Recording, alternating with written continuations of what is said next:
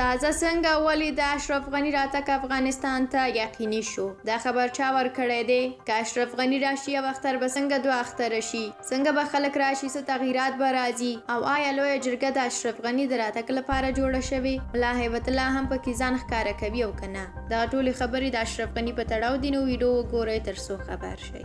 کابل ته د پخواني ولسمشر اشرف غني تګ حتمي شو.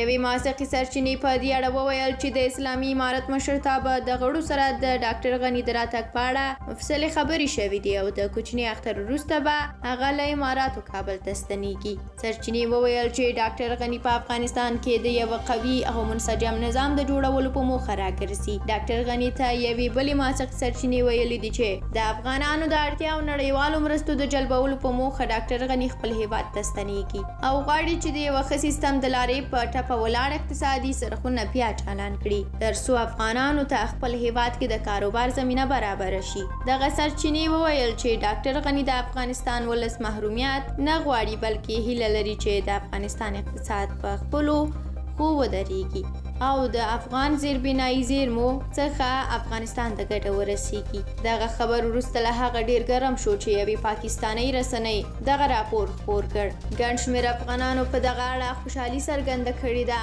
او ویلي دي چې افغانستان اوس اشرف غني ته ضرورت لري. دا چې اشرف غني د حکومت د سقوط سره سم عربي متحده اماراتو ته لاړه، اوس یې ډیر افغانان د بیا راتګ ارمان لري. که څه هم اوس په افغانستان کې واک له طالبانو سره دی او همدا نارې وهي چې موږ عمومي عفوه کړې د افغانستان اقتصاد به په پښو ودرو، اسلام او شریعت به تطبیق کړو، خو دوی د دې هر څه څخه په خپله ګټه باندې کار اخلي، ځکه خو ترې څوک خوشحاله هم نه دي. په ورته مهال بیا داسې راپورونه هم شته چې د اختر په ورځو کې به لویه جرګه جوړه شي او په دغه جرګه کې به ملا هیبت الله خپل ځان ښکاره کړي چې دغه شخص به له ملا هیبت الله سره یو څه فرق هم ولري. طالبان به بیا هم د تل په څیر دلیلونه به تراشي او وایي به چې د امنیتي ملاحظاتو لپاره یې د ملا هیبت الله اصلي عکس نه دی خپور کړی. خو دغه ټول موضوعات به موږ تاسو سره په راتلونکو ویډیوګانو کې په پوره جزئیاتو سره شریک کړو. تاسو هم داسې وکړئ چې زموږ چینل در سره سبسکرایب کړئ، ویډیوګانې مو لایک کړئ او نظر مو په کومنټ کې ولیکئ. تر بیا یو بلې ویډیو، الله مو مل شه.